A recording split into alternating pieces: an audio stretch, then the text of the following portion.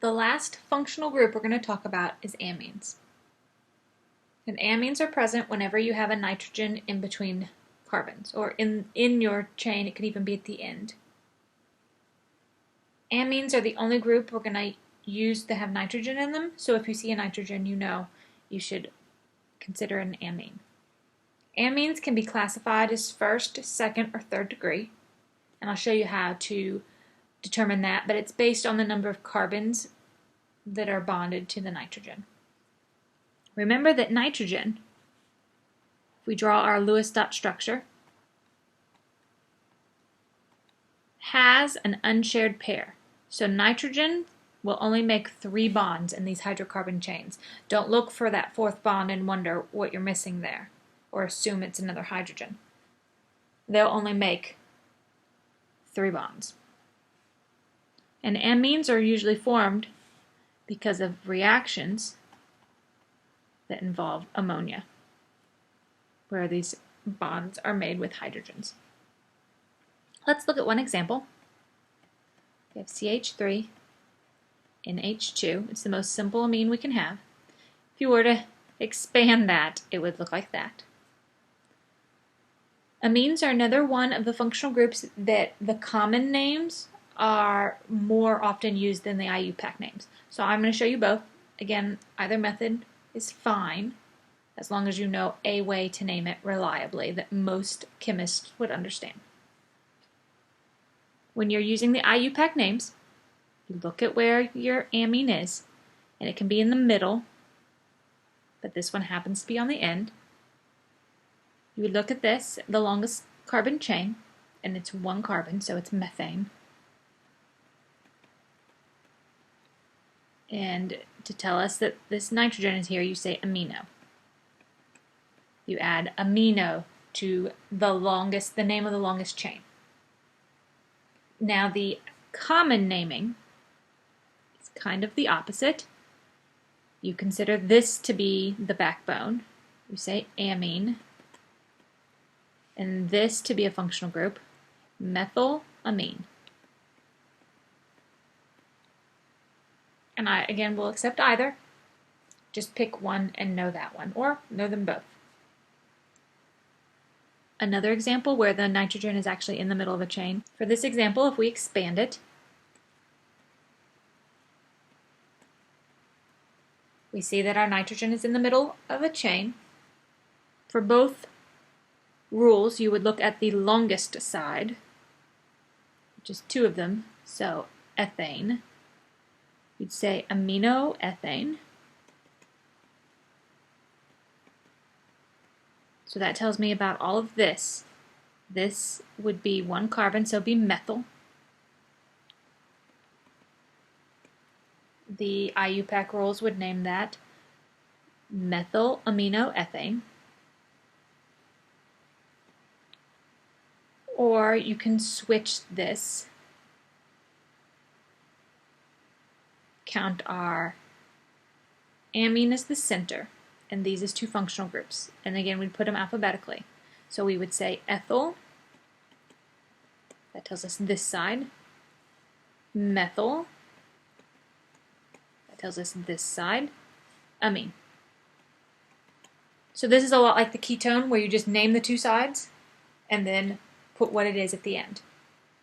And it's a little bit more intuitive, which is why these names are more often used.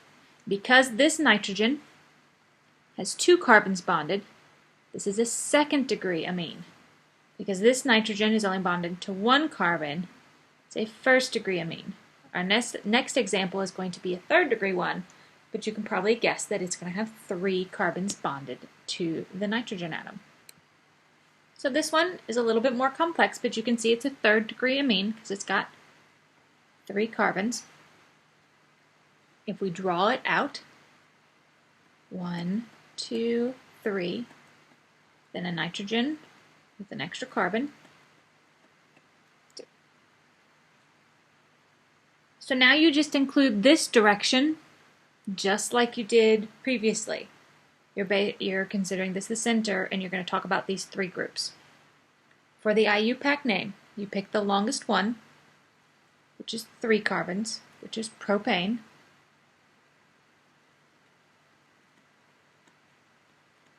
So you say aminopropane, and then you tell me about these two functional groups, and you put them in alphabetical order. We'd say ethyl, methyl, aminopropane, and the more common naming, you would just tell me about all three of these. So in alphabetical order, it would be ethyl, it tells us about this group, methyl, tells us about this one, propyl, and that tells us about this longest one, amine. Now these can get more complex as these functional, or these chains off to the side get more complex and or have different functional groups off of them. But then you would just change this piece of the name using the same rules we've already learned. Let's look at one more example. If we expand this one, we have a carbon. This one is a branch. You can tell because there's only one hydrogen. Now this is not a branch, and we can tell because there's three of them first, and because there's already one hydrogen, and nitrogen only makes 3 bonds. So 1, 2, 3, and one more. So using either rules, this is our longest chain of 4,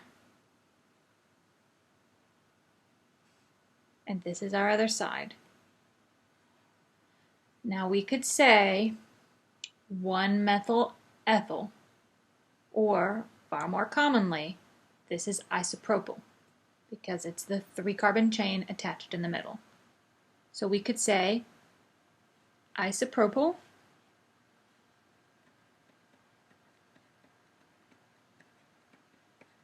amino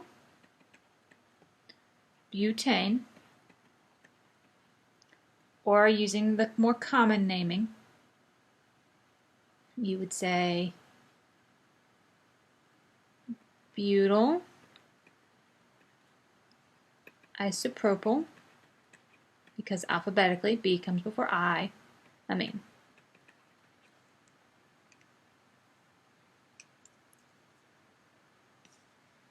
This is all the organic naming we're going to do in this class. There is a lot more out there, but this will give you a little bit of foundation if you should take organic chemistry when you get to college. We aren't going to go in depth into what these organic molecules do, but your book has a really good overview of organic molecules and polymers and what they do in our lives. So if you read the rest of chapter 22, you might find out a lot of pretty interesting information. It just will not be on your test. And it should not be on the AP exam either.